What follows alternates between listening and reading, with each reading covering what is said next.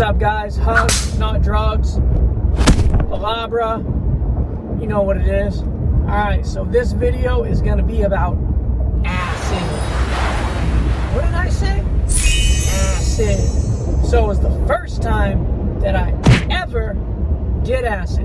And then I'm going to tell you about the first time that I ever did mushrooms. So, I would not ever recommend doing acid. I would never recommend doing mushrooms, okay? Because the best thing you can do in life is to get your soul right for the next life. Get your soul ready, because when you die, you're either going to meet Jesus or you're going to meet the devil, and you're going somewhere. So my suggestion is get right with the Lord, do the will of the Father, and make God happy. But I'm going to tell you about some things that did not make God happy. I regret doing these things, obviously, but this is part of life, and this is reselling stories. Hugs, not drugs. So, when I was 16, I would hang out in the Old Port in Portland, Maine. Old Port is a small little section of the city where there's businesses and restaurants and coffee shops. It's the main area of the city. A lot of nice places to work.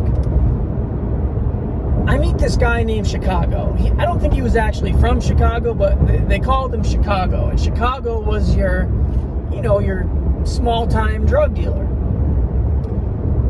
He's got this vial, and it's got breath mints in it, like, the liquid breath mints, and that's where he keeps his acid in. So me and my friend Ken, we go, and he tells us to spit out our tongue, and then he drops of acid underneath our tongue. We're waiting for it to kick in. He rips us off. So my first time actually getting acid, I didn't feel anything because I got ripped off. I kept waiting for it to kick in, and it just never did. So the second time I did acid, it was from one of Chicago's friends, actually. And I had these breath mints at work, and whenever you got done eating, you could grab a handful of these breath mints, and they were the perfect breath mints to drop acid on. So I went to town. I knew that there was a guy selling acid, and I didn't want to take it at the park because he liked to drop it under people's tongues. So I brought the breath mints so that way he could drop the acid on the breath mints. I could then put the breath mints inside of a cigarette cellophane, bring it with me, and then drop the acid when I felt like it. So I'm with my buddy Ken, and me and Ken, we get the acid, then we go to work at DeMillo's, and we decide, hey, we're gonna do the acid at work. Oh yeah. So we do it. I think I took 2. I think Ken took 2, maybe, or 1. I don't remember. It doesn't matter. So we're doing it. An hour goes by. I'm not feeling much. About an hour and a half goes by. It starts to kick in. I'm expecting to see monkeys jumping off pirate ships and aliens coming out of flying saucers, but that's not the case, okay? Acid, a lot of people will say that you don't really trip, you kind of see trails, and that's what I did. So I'm at work, and work has this carpet, and the carpet has these intricate designs on the carpet, and I keep staring at the carpet, and the designs on the carpet are kind of melting and moving and stuff, and I would focus and I would realize that they're not moving, but since I was tripping, everything kind of seemed like it was moving if you stared at it long enough. If I looked at the clock wouldn't do anything, but if I stared at the clock for longer than 5 seconds, then it would start moving and melting. Not enough to be oh my gosh, you know what I mean? Just enough to be okay, maybe I didn't get ripped off. That's all it was. And it put me into this very, very deep depression where I just felt like everybody had something going on and I didn't. So then I go to California, and my buddies are hey, do you want to take some shrooms? I was scared. I didn't really want to do it. I knew that I wasn't a hallucinogenic person. I knew that most drugs that I did that were anything besides Xanax or Klonopins. I don't get along well with weird drugs, and I knew that, but I'm stupid, and I wasn't listening to my gut instinct. So I said, yeah, I'll do some. So we go, and in California, the drug scene is much, much different. Like in Maine, if you got mushrooms, you got somebody, and he's got like a couple caps, he's got like a couple stems, a few mushrooms, and they're highly expensive in Maine. So if you see somebody with a big bag of them, chances are you won't see anybody with a big bag of mushrooms, because drugs are just very expensive. So here I'm in California. Well, drugs are different in California. You can run into somebody and they've got a backpack full of mushrooms, and that's what happened. My friend Nate was friends with these guys, and they did have a backpack full of mushrooms. And they pull out a baggie, which was a gigantic Ziploc baggie full of mushrooms, and I was scared to eat a whole one, so I said, why don't I just take like a stem? They're like, yeah, you'll trip if you just eat a stem. So I ate the stem, probably about 4 or 5 inches long, and it actually tasted good. It was dry, so it was chewy, and people say mushrooms grow under cow poop. Where? So I expected it to be gross, but these mushrooms, it was chewy, it smelled like the earth. Wasn't too bad. It tastes like chicken. So I ate it, and very quickly, I would say within about 45 minutes, those lollipops, those gigantic lollipops, they're a big circle, and they have like a pinwheel full of colors in it. That's what I started seeing, and I was seeing lots of them, and they were like in the air, like like Willy Wonka in the Chocolate Factory, the pinwheels. That's kind of what it looked like. And so I'd see these rainbow pinwheels, and they'd be in the air, and they were just moving like they had a motor on them. And I'm just staring at them, just like I knew they weren't there, but I'm just like, wow, like, okay, I'm really tripping, like I'm really seeing some stuff right now. Which I thought was pretty cool to I could still like move about and function and everything. So it was kind of like being sober and like being in a dream at the same time. Like I was fully coherent, but knowing that there's gigantic pinwheels right in front of my face, and I'm staring right at them, and they're really moving. And I'm hanging out with the other guys, and they're talking about the things that they're seeing. Nobody else sees pinwheels. They're seeing like monkeys and giraffes. I was the only one that saw pinwheels, which I thought was very, very cool. After a couple hours, I stopped seeing the pinwheels, and I realized that it's starting to wear off. But what had happened is Nate had talked to Paul, and Paul was the dealer. And Paul says, hey, Nate, can you drive me to go drop off a bag of mushrooms to somebody? So Nate's like, yeah. So Nate's driving to drop off, to bring Paul to drop off the mushrooms. And this is when the mushrooms really start to kick in psychologically. So, and we're downtown San Diego. So if you've ever been to downtown San Diego, you see lots of like high-end Mercedes, Maybachs, Ferraris, and exotic modified cars. So you might see a 2024 Mercedes, but that 2024 Mercedes is going to have a full aftermarket body kit on it, which is something that you didn't see in Maine. You would see, Mercedes in Maine, but not very many of them. And you sure as heck didn't see a brand new one with an aftermarket body kit. That's for sure. So we're down in San Diego, and I'm seeing all these things. And keep in mind, guys, I don't have a car. I don't even think I had a job at the time. I was mostly like freeloading off of Nate, who was a very successful weed dealer at the time, who kind of like just took care of me with his weed.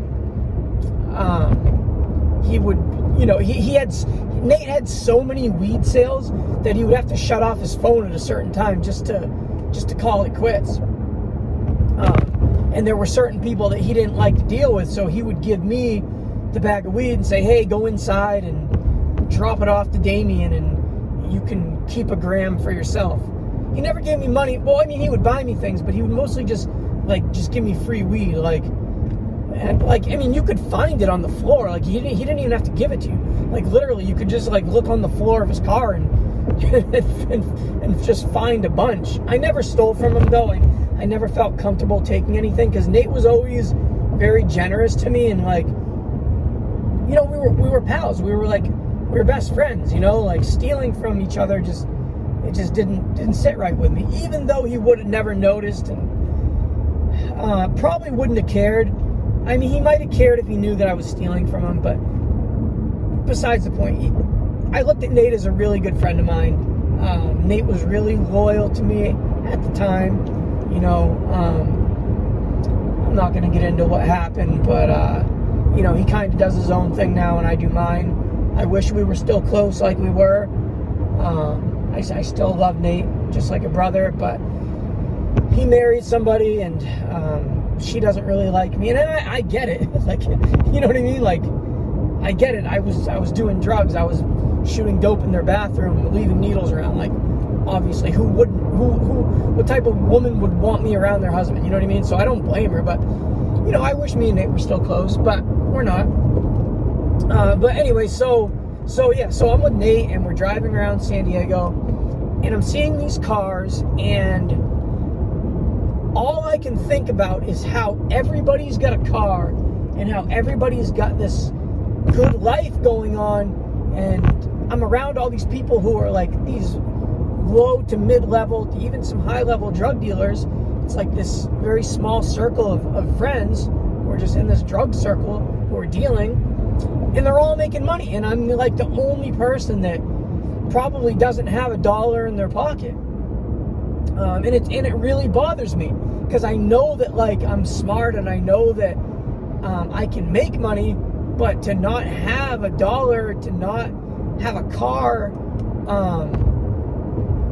I just feel so naked and stranded, like, and I have to rely on everybody for everything. Like, if I want a piece of pizza, I gotta ask Nate, you know, like I have no independence. And at the time, it really, really bothered me. And the acid amplified that feeling, almost to like a suicidal feeling, to where I felt like life was so bad, and my life compared to everybody else's life, everybody else had this bucket and their bucket was full, and I had this empty bucket with piss in it, which is the way I felt.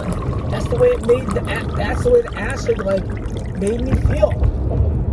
And it wasn't good. So when the acid wore off, mushrooms. When the mushrooms wore off, I did not want to do them again. But I have such an addictive personality that if you put them in front of me, even though I know they're not going to make me feel good, I'm still going to do them because I'm an idiot. And that's the story of my life. So that was my mushroom trip. Throughout my years of doing drugs, getting hardcore into drugs, getting completely addicted to heroin, while I was on that journey, I got addicted to spice, which is also known as K2 or wacky weed, synthetic marijuana, whatever you want to call it. It should not be called synthetic marijuana because it doesn't feel anything like marijuana. Synthetic, I mean, that can be part of it because it definitely feels synthetic, but marijuana should not be. There's a difference, okay? There's a difference of feeling high or doing drugs and feeling high or having a bad high. And there's another difference of feeling like you're poisoned. And that's the way that spice made me feel. It made me feel like I'm poisoned, and if I do more of this, it's going to poison me more, and eventually I'm going to die. But like I said, I'm an idiot, and I just kept doing it. But the thing is with spice is it's also very psychological. It's body and psych. It kind of gives you this body numbing feeling to where you just like can't move. Like you can move if you try, but you don't want to because you're so like in this weird spice bubble that like doesn't feel good, but you're such an addict that you just keep doing it for no reason, even though it doesn't have any positive effect. And so I do it, and then it also would feel like the ground like, I remember on the package, I think it was called, what was it called? I think it was something called like Da Bomb or Da Bomb. We'll just go with Da Bomb, I want to say, because it had like an explosion on the front, and it had a hand coming out of the explosion, this red hand. And every time I did this, because like this, so back in like 2008, 2009, you could buy it at like gas stations and just regular smoke shops. And the smoke shops, they called it wacky what do they weed. call it? Incense. They called it incense, or No, it's wacky weed. herbal essence or something. And so like they would have these, just like a dispensary would have it all packaged. They have like these baggies, and these baggies would have these artwork or these characters on it. Wacky weed. It was mostly all the same, but some of it was different variations, and some had more active ingredient. But there was this one, which is, I think it was called Da Bomb, and like I said, it was this red baggie, and it had this hand coming out of it. And every time I smoked this particular kind, I felt like Satan's, the devil's hand, literally was coming out of the ground and was trying to like grab me and pull me. And I could almost see it, like the visuals. It wasn't like the pinwheels where I could like see the pinwheel, I could see the colors. Like it wasn't like that kind of hallucinogenic. It was more like a ghostly hallucinogenic. Like it was transparent. I could see the hand, but I could see right through the hand. The hand had no definition. It was almost like the hand was made out of smoke. And I did it one day, and I'm with my buddy Jay, and I start having a massive bad trip. So my heart starts racing, and as my heart starts racing, I'm like, oh my gosh, my heart's racing. Why is it racing that fast? So then it turns into anxiety, panic attack, mixed with the realness of I just smoked some weird stuff that's really making my heart pound like it's gonna beat out of my chest. So I got all these emotions going on with a real heart condition, which is what it feels like. And it's going faster, and it's going faster. And I can see my shirt. My shirt is like, oh shit. My shirt is like, you could see it beating through my shirt. Boom, boom, boom, boom, boom, boom, boom. And it's freaking me out. And Jay says, what did he say? Oh, the reason why I had taken it is Jay had told me that it would help me somehow. That way. But so I'm having this massive panic attack, and we're walking, and it's summertime, and it's hot. I'm dehydrated, and there's this water fountain, like where birds come. I think there was a wishing well, you can throw a penny in there. And I take my shirt off, and I take my pants off to where I'm in my boxers, and I go and I jump in this fountain to try to like calm my emotions, or just, I don't know, I'm just like trying to get out of whatever it is that I'm in. And I keep telling myself, like, the thing about spice is that no matter how bad it gets, the good thing about spice is that it has a very short life to it. So eventually after like 10 minutes, it's gonna go away. So I knew that. And so I'm just trying to control my mind and body until this thing physically just goes away and the spice starts wearing off. And it's not helping. Like, this is like, I start telling Jay, I'm like, Jay, like I start saying my prayers to God. I'm like, Jesus, like if I die, like, please, like, forgive me. And I'm not having a good time. And yeah, that was my bad trip. Palabra, hugs, not drugs.